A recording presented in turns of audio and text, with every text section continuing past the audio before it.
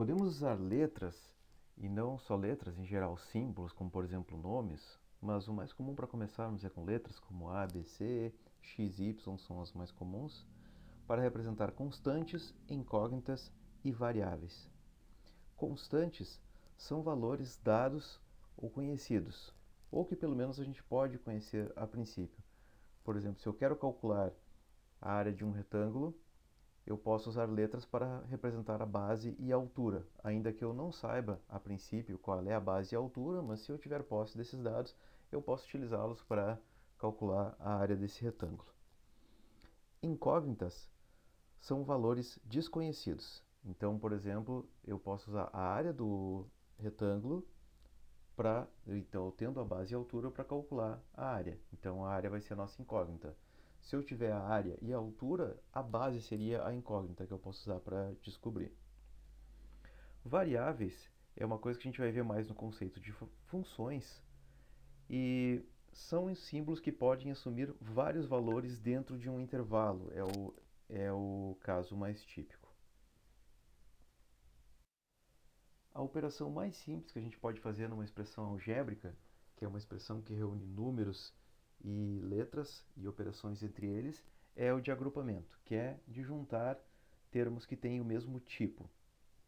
Então, por exemplo, essa expressão aqui, lembrando que, por exemplo, 3b é 3 vezes b, tem uma multiplicação implícita ali, e essa aqui seria a forma agrupada. Vamos entender como é que isso aconteceu. Então, o caso mais simples é dos números, que eu posso pegar 4 menos 1 e fica 3. Os termos que têm A, então eu posso pensar que é 3A e menos 2A. Então, eu tenho 3 de um tipo e tiro 2 desse tipo e fica com um só. Por convenção, a gente não escreve 1A. Quando o coeficiente é 1, a gente simplesmente omite, escreve simplesmente A. E por fim, 3b e menos 5b. Fazendo a operação ali entre os coeficientes, a gente tem menos 2 como coeficiente resultante. Pause o vídeo agora e tente agrupar essa expressão. Apenas uma dica: b e b ao quadrado são tipos diferentes.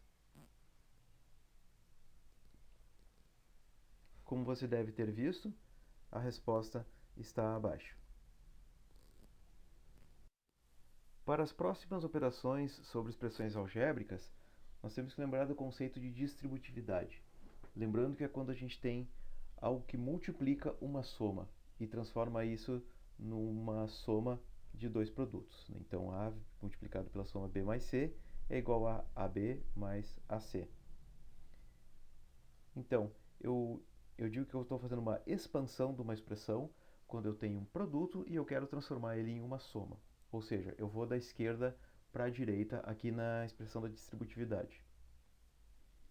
Já uma fatoração é o caminho oposto. É quando eu tenho a soma do lado direito e quero vir para o lado esquerdo, onde eu tenho o produto. Então é o caminho de volta, por assim dizer. A gente também chama essa expressão de colocar um fator em evidência, porque no caso o fator A ali está em comum entre os dois termos da soma e no lado esquerdo ele está posto em evidência multiplicando a soma. Vamos ver dois exemplos de expansão. Vamos expandir essas duas expressões. 3 que multiplica 2p menos 4 e A mais 3 que multiplica 5 menos A. Então, no caso da primeira expressão, a expansão é feita da seguinte forma. É usando a distributividade normalmente. Então, 3 multiplicado por 2p é 6p e 3 multiplicado por menos 4 é menos 12. Para essa expressão seguinte, a gente usa numa forma sequencial. Então, cada termo da primeira soma tem que ser multiplicado por cada termo da segunda soma. Então, vamos começar com o A da primeira soma e multiplicar pelos 2 da segunda, e depois o 3 e multiplicado pelos 2 da segunda, da seguinte forma. Então, A vezes 5 é 5A, A vezes menos A é menos A ao quadrado, 3 vezes 5 é 15, e 3 vezes menos A é menos 3A. Para obter a forma final da solução, nós temos que notar que a gente pode fazer um agrupamento aqui do 5A e do menos 3A obtendo o 2a. E a forma final é 2a menos a ao quadrado mais 15. Pause o vídeo agora e tente expandir essas expressões mostradas na tela.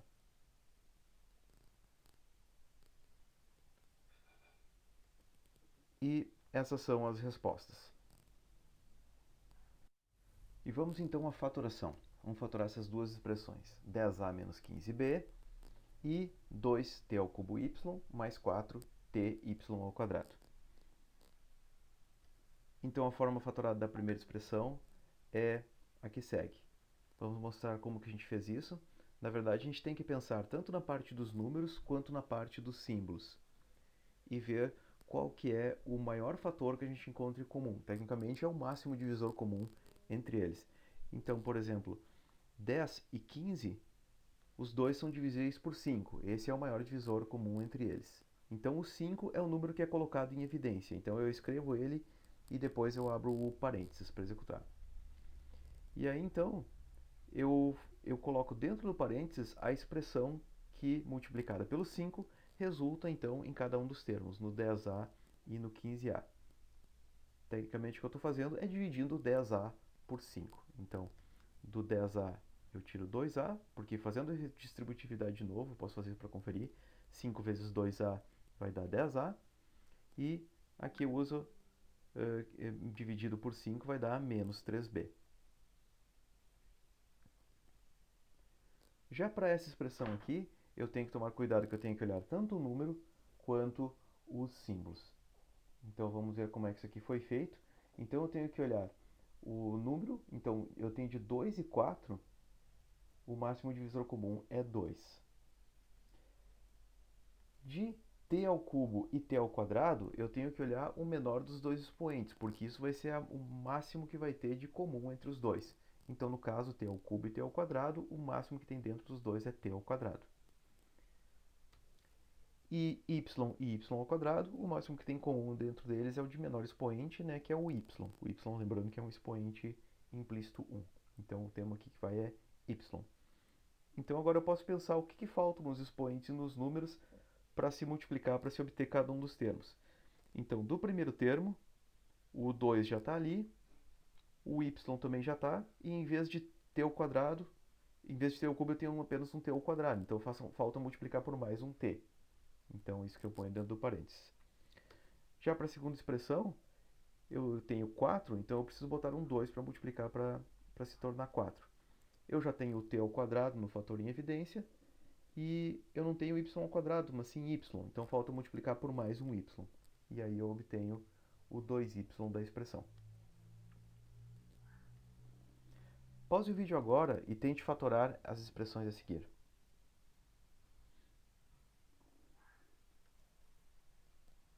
E aí estão as respostas.